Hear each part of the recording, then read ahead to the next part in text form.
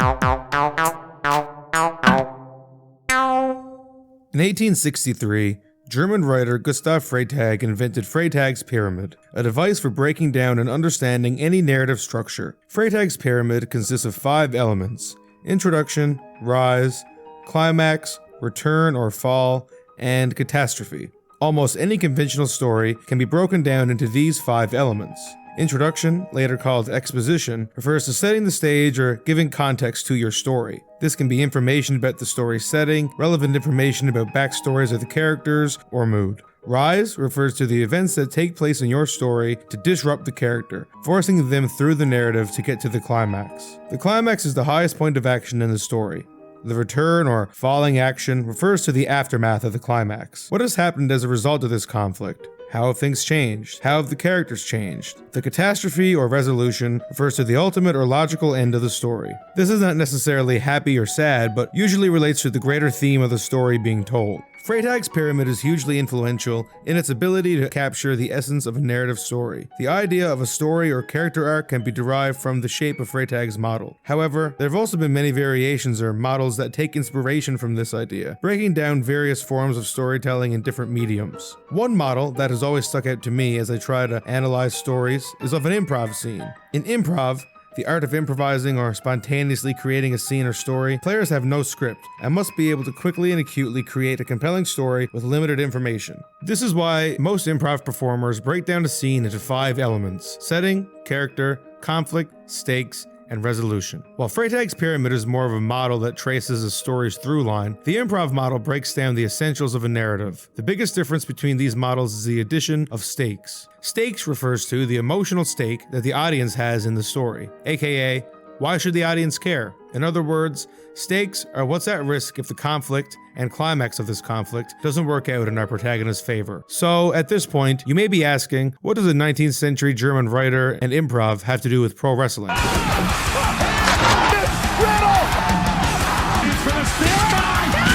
Well, if you're not familiar at all with pro wrestling, there may be an element of its art that can easily go underlooked at face value, and that is the art of storytelling. Although on surface level, pro wrestling seems to be a bunch of sweaty, testosterone-driven men throwing each other around a ring and jumping off ropes, a huge component of pro wrestling is the stories that are being told both in and out of the ring. This idea seems confusing, and believe me, I thought so too. Before I gave it a chance, I thought wrestling was one of the dumbest things on television. However, when I started to understand its history and become invested in the stories being told, I was hooked. There are a plethora of excellent videos about the art of storytelling in pro wrestling. However, I believe that by breaking down these 5 elements of storytelling and applying them to pro wrestling, it's possible to understand not only what makes these elements integral to creating compelling fiction, but how these tried and true narrative elements are the foundation of pro wrestling at its narrative core.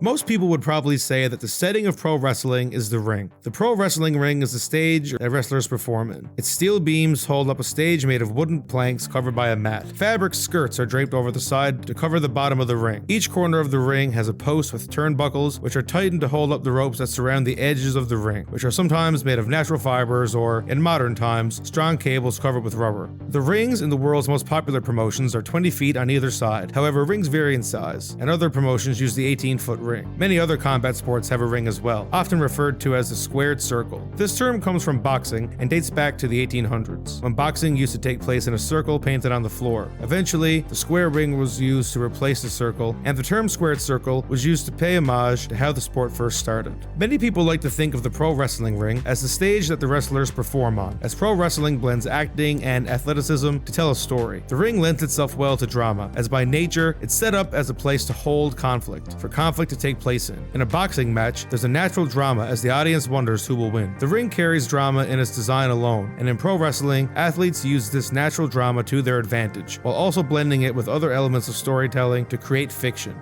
There's a level of psychology that the ring evokes in its placement and construction. The ring can be seen as the setting for stories in pro wrestling because much like the setting in movies or books or television shows, the setting adapts and changes and often helps to inform the story. For example, if one wrestler has had his friends constantly interfering with matches, then maybe the next match is a cage match, keeping away outside interference and locking the wrestlers together. Or, if there are a couple of various feuds between wrestlers who all have a shot at being champion, put them in an elimination chamber in which 6 cages hold them, releasing them into the ring one at a time as they try to eliminate one another. Some of the ways that different promotions have played with the ring help to visually show the psychology of the wrestlers and their conflicts, and help to aid the story being told. But what I do know is that you, Chris, have brought me back to a place that I don't want to be. You brought me back to a place where I'm drinking. I am terrified of what I'm gonna do to you. I'm terrified of what I'm gonna do the rest of you. You guys don't understand, this is not funny to me, this is not a game to me. I hurt people, I've hurt people my whole life. Like actors on a stage as well, some wrestling matches allow for props or weapons to be introduced for the wrestlers to use, which are often hidden under or around the ring. Steel chairs, tables, ladders, garbage cans, chains, ropes, and barbed wire are just some examples, but in many matches, wrestlers can use these props in creative ways to entertain the audience. Sometimes these props help to tell a story, like a bad guy who hides weapons under the ring to cheat with. In more ways than one, the ring truly is the wrestler's stage. However, it would be foolish to say that pro wrestling only takes place in the ring. The majority of stories in wrestling happen in a ring in a stadium or arena, but this isn't always the case, for a couple of reasons. First of all, sometimes from a story perspective, there are matches that happen outside of the ring, much like the classic backstage brawls of WWE, where the characters cannot contain their emotions to wait to get into the ring, usually adding to a feud or conflict that they're having with one another. However, in a more broad way, the production of a wrestling show is not just the ring. There are live and recorded promos, various segments, commentary as well, which all add to the setting, often filling viewers in on gaps of the story that they might have missed. This is where the nature of wrestling as a television program comes into play with setting, as these segments help to develop the character of the wrestlers and commentators act as a narrator, explaining the in-ring action, but also the story. Most wrestling promotions tour around to various cities and countries to put off shows, so this physical setting can add to the story as well. A wrestler returning to the city they're from adds tension to a match, as the viewers wonder if they will win, or be defeated in their home turf. In a number of ways, it's clear that the story element of setting can not only be seen in pro wrestling, but can be used to enhance the story being told.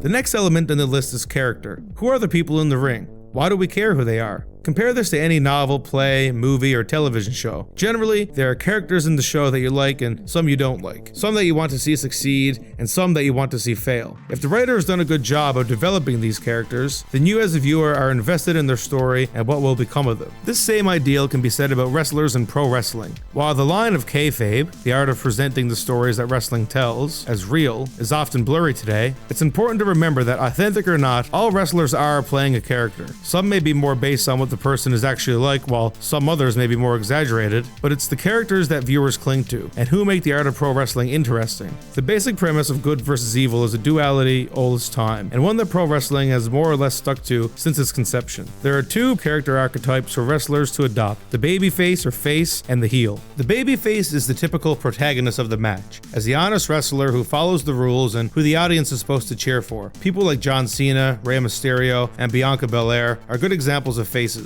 Heels, on the other hand, are the antagonists to the face. They often break the rules, use foreign objects, or insult the crowd, and are meant to give the audience someone to boo. Ric Flair and his daughter Charlotte, and old school Hulk Hogan will be some good examples of heels. The heel-face relationship is the yin and yang in pro wrestling. Besides the face being a character for the crowd to like, their presence also enhances the character of the heel, who looks bad in comparison, and who the audience typically wants to lose. However, this also makes the heel a popular character who can often get a visceral reaction from the crowd, or heat. Lashley and John Cena.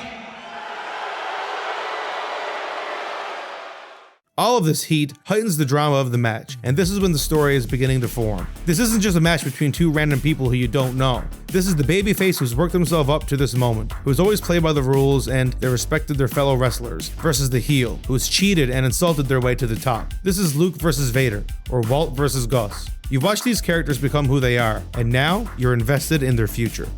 I use the example of Walter White because the heel and babyface dynamic is not necessarily based upon morality, more so who the audience is rooting for. For example, Steve Austin was rude and unruly, argued with authority figures, flipped off the audience, and chugged beer, but he was a babyface. Like Walter White, the characters of a story may not necessarily be a moral compass or one who you agree with, but one that, for better or worse, you're rooting for. Heels can have interesting dynamics as well. The current AEW wrestler MJF is one of the most prolific heels in the last couple of years, known for his social media presence, for going too far, and for never breaking out of character. MJF often sprinkles in little details of story or character to enhance his overall arc in AEW. For example, in a segment with Bryan Danielson, MJF says he hates Danielson not because he thinks he's a loser or a nobody, but because he's jealous that he has a family and kids that love him.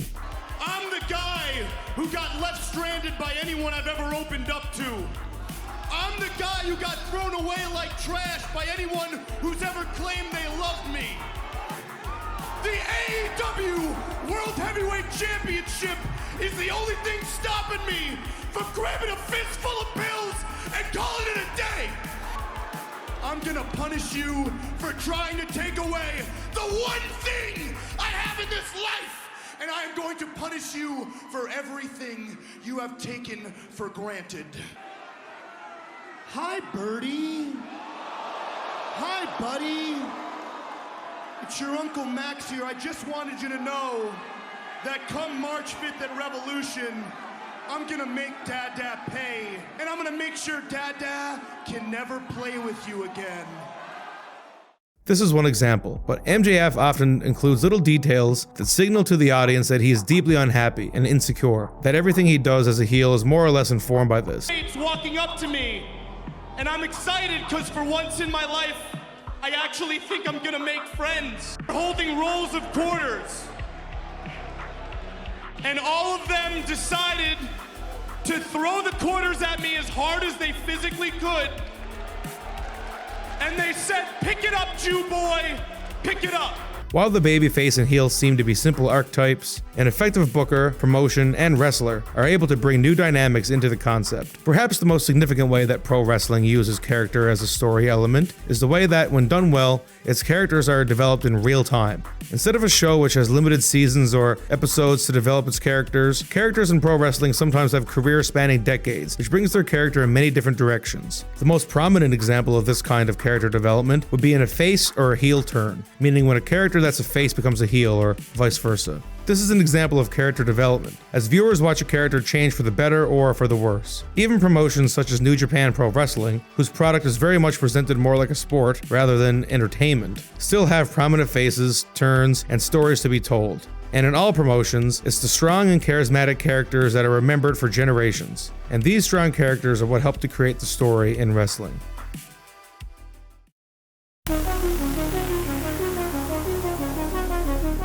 Conflict and stakes go hand in hand because as the conflict between wrestlers is developing, the stakes should be as well. Conflict makes up the ideal of any major combat sport. The idea of the sport alone revolves around physical conflict between the wrestlers, as the audience wonders which one will dominate the other and come out on top. Wrestling uses this preconceived notion of combat sport and combines it with its scripted, story-driven product to add an interesting dynamic to the conflict. Stakes refers to making the story matter. Why should the audience care about the outcome? As mentioned, wrestling builds the feuds between wrestlers throughout promos, skits, and segments, and when done well, this helps to raise the stakes of the match. The stakes is where the audience's emotional investment comes into play, which is why building the stakes is so important to wrestling. Interesting stakes is what takes wrestling match from a simple fight to a great story.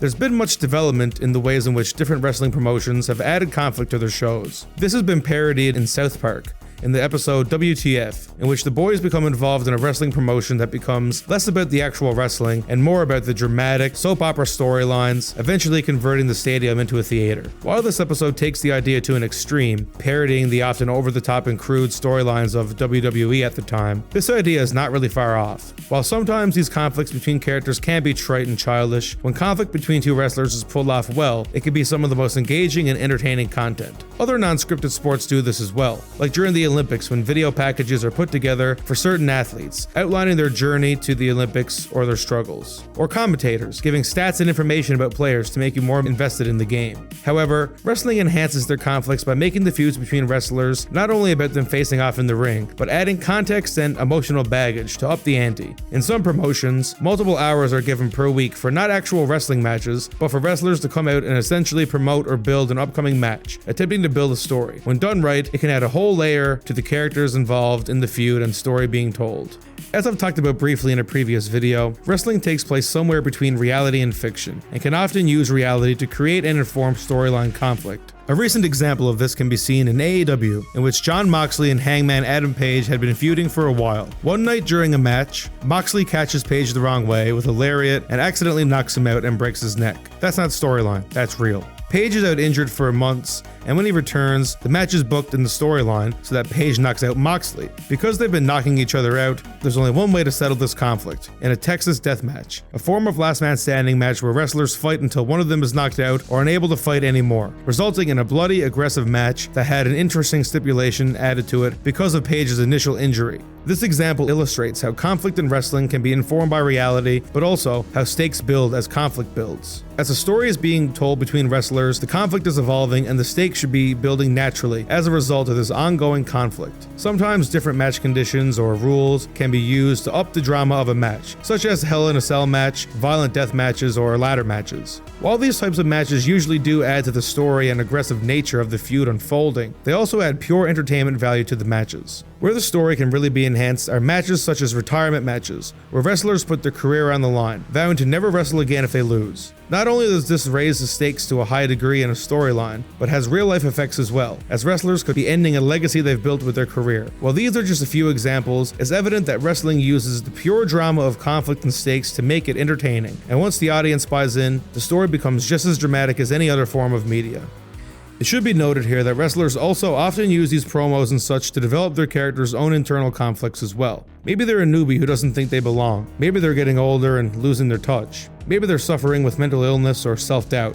While not always the case, when done right, all of these little nuances in external and internal conflict are slowly developed and are worked on during a weekly basis, before eventually coming to a head. Conflict and stakes go hand in hand to climb Freytag's pyramid up to the climax, and onward to the resolution.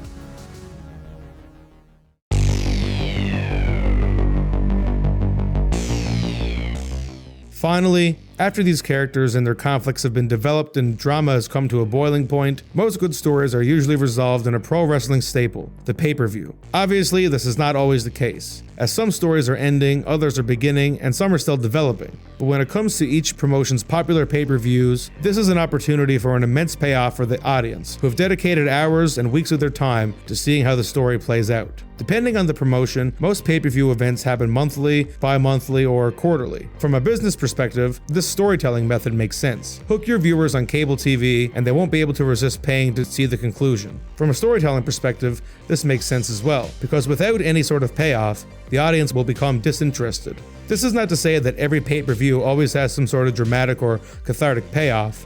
However, depending on how much a match has been built, the pay-per-view usually has some sort of draw or reason for watching. The pay-per-view is usually the climax of the story, the final battle in the movie, the last few chapters of the book to tie up the story. However, as mentioned, wrestling doesn't just end on a season finale like this. It continues, so bookers have to be able to also build upon the events of the pay-per-view. What were the results of the matches? Which feuds are now over and which are beginning? Which talent has proven to be able to tell an effective and engaging story? The resolution is the culmination of all the various heads of the company coming together to deliver to the audience. The booker, the person who decides who will wrestle who and how it will play out, tries to create an event that is part entertaining story and part impressive from an athletic perspective. The marketing team has to put together promo and video packages, summarizing the major story beats and moments to make the pay-per-view worth watching, hyping up the matches. The commentators are once again trying to fill in the gaps for new watchers, and the wrestlers themselves are working to entertain the crowds with a variety of stunts and moves in the ring. However, there is another way that storytelling happens from pro wrestlers besides the actual talking or during promos or even wins and losses.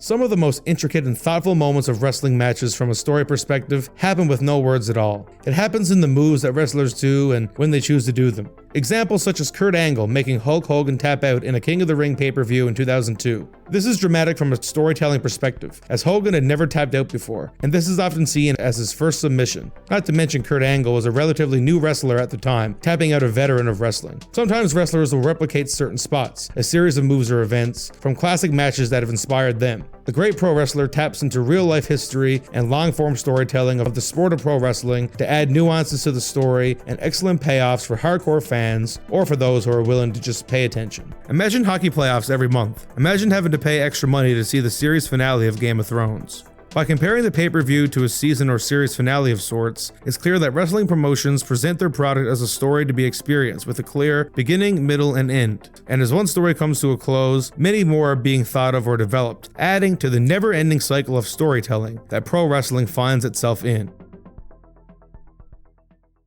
For people who don't watch pro wrestling or who don't think they would like it or understand it, it can be hard to see something that can be so cheesy, so violent, so over the top and melodramatic, that's also an athletic sport, as anything more than cheap entertainment. However, what pro wrestling asks for you to do is to put aside the conventions of drama or story that you get from other forms of media and embrace everything that it has to offer. Yes, it's scripted. Yes, usually the wrestlers know what they're going to do and who is going to win when they step into the ring. But much like movies or television shows, the actors and writers know how it's all going to end too, but that doesn't mean that it's not worth watching. In fact, the live element of wrestling and its integration in real life can often impact the story in interesting ways that a pre-recorded TV series cannot achieve. Clearly, the fundamentals of storytelling are all at play in pro wrestling, just in a different way than a standard story. That doesn't always mean it's good or better. Like most forms of media, you often have to scrape past all the stuff you don't like to find the really good stuff, the thoughtful stories with entertaining matches. But by applying the ideals of drama that Freytag broke down in the 1800s, the ideals that have guided almost every story in one way or another,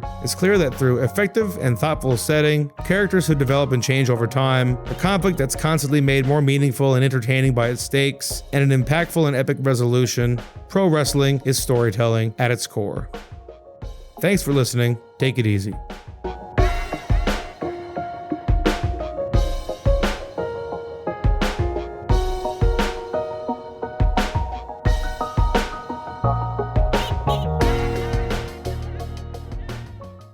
A stupid, naive, silly little goose. It makes me